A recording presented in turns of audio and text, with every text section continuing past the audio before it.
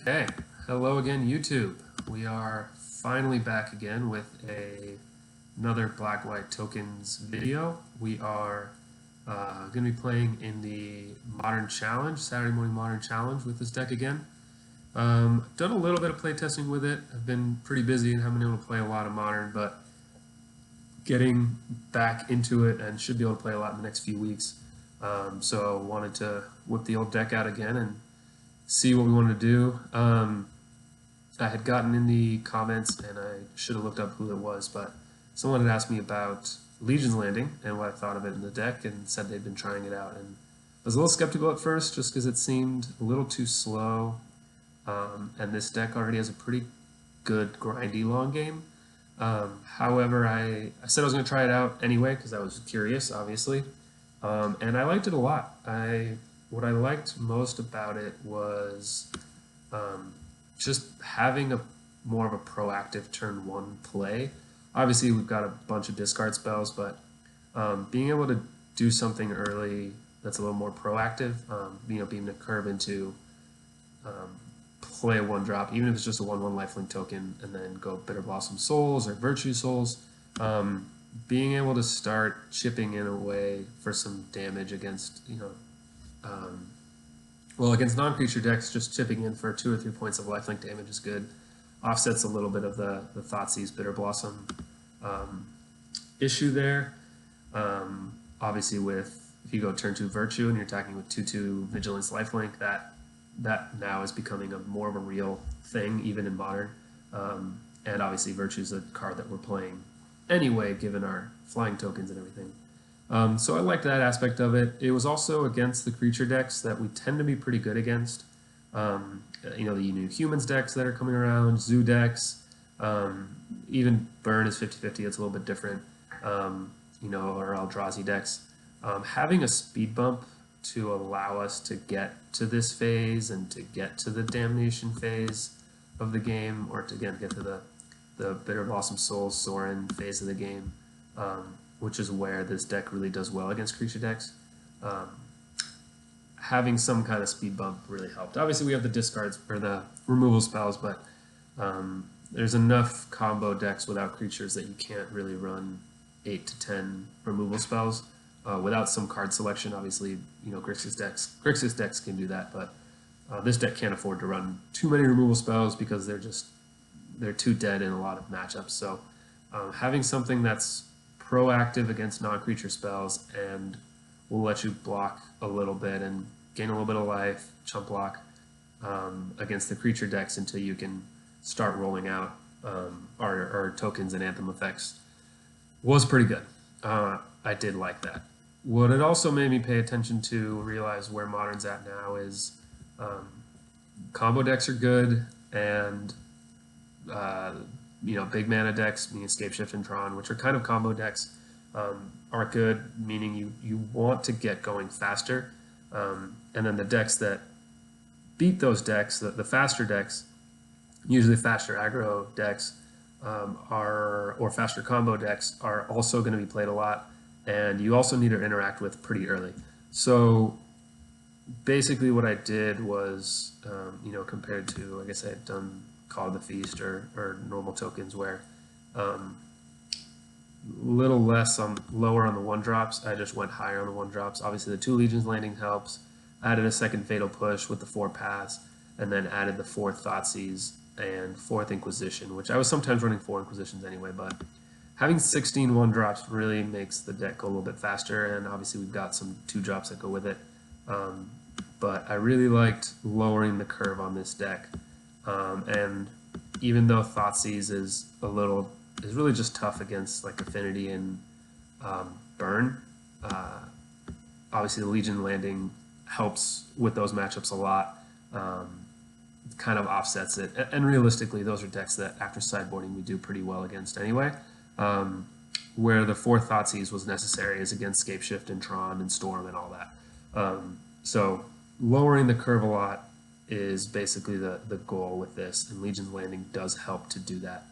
Because it is a 1-drop that also goes with our late game plan, it's, again, similar to a Bitter Blossom, and even though it costs the 4 mana, well, 3 mana because it's giving you a free land, Um, it is a pretty nice way, and being able to pump out lifelink tokens instead of flying tokens, but flying tokens that are pegging you away. In a lot of the longer matchups where Bitter Blossom is good, it's also a little shady because you're losing a life each turn, and you've probably cast a Thoughtseize or two and lost a lot of life that way.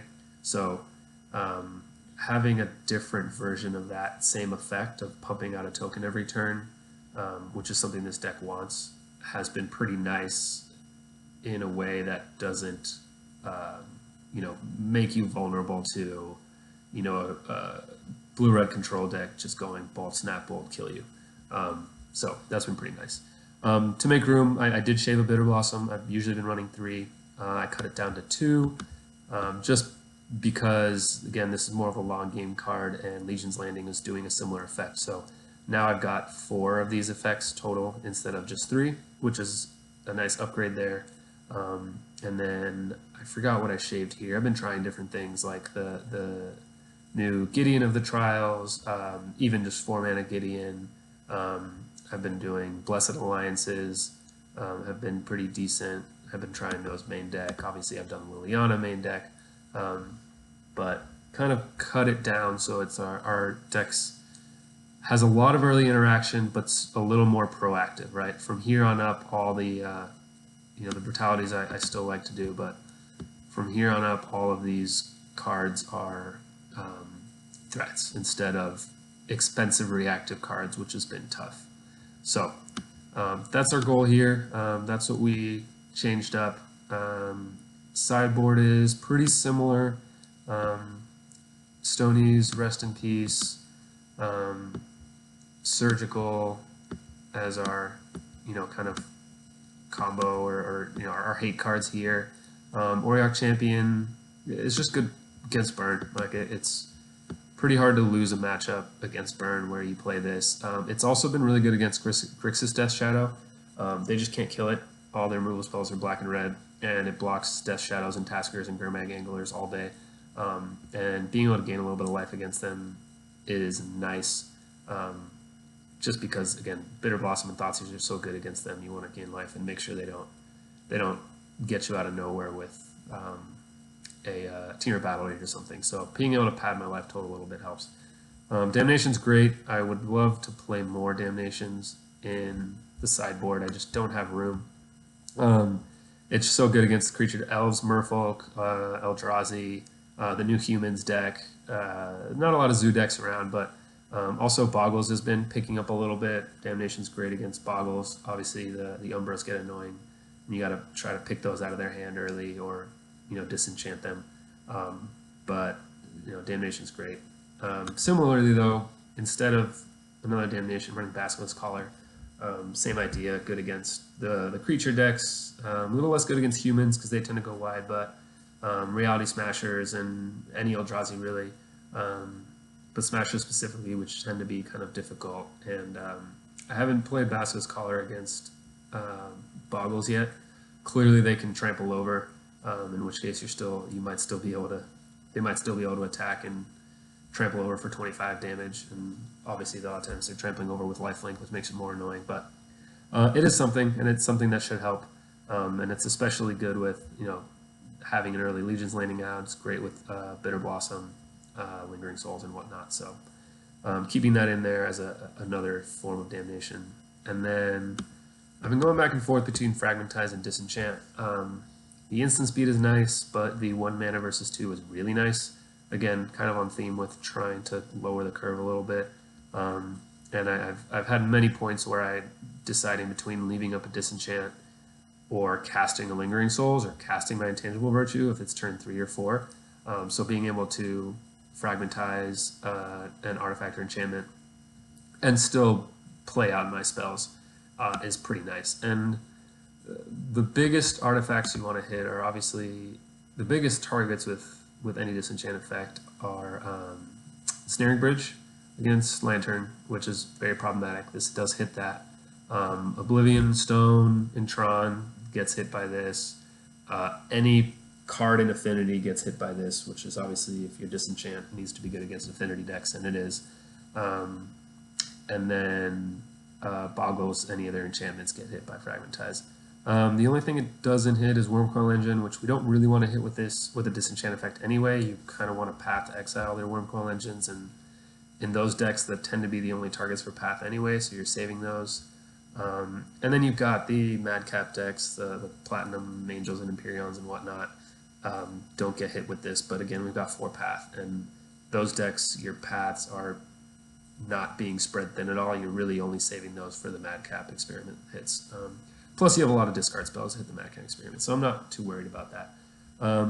If you guys have other things that I can't think of that don't get hit by Fragmentize that are relevant, in which case Disenchant would be better, I'd be curious to know. Curious to hear your comments, but it seems to me that it should be good. Obviously, Sorcery is not as good, but 1 mana is a big, big difference. So we'll go with Fragmentize here just to test it out. So yeah, this is the deck. We'll be running through the Modern Challenge.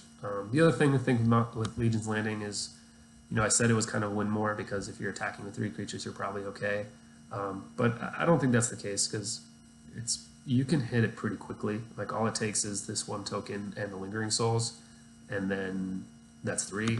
Or if you go turn 2 Bitter Blossom, if you do get to curve out 1, 2, and 3, even if they kill one of your Legion's Landing token and you get the chump block with it, on turn 3 you get your Bitter Blossom token, you get your 2 Lingering Souls tokens, and on turn 4 you attack for 3 and you flip it. And that is pretty nice because that does allow you to have an extra mana and cast something else or whatever it might be. So anyway, it's been fairly easy to flip. Again, even just putting this token out, end of turn casting start on turn 3 and then attack on turn 4 leaves them, attack on turn 4 with 3 tokens. Even if they have a ground blocker, you're usually happy trading a token to flip your Legion Landing. So it's been pretty easy, and it is a good sweeper protection because if you have 3 or 4 tokens out, you want something to bring you back if they do manage to deal with your tokens, and this is the perfect way to do so. And at this point, you have the lands for it too. So anyway, that's the deck. If you guys have any questions, let me know. Leave a comments in the below, and enjoy the matches.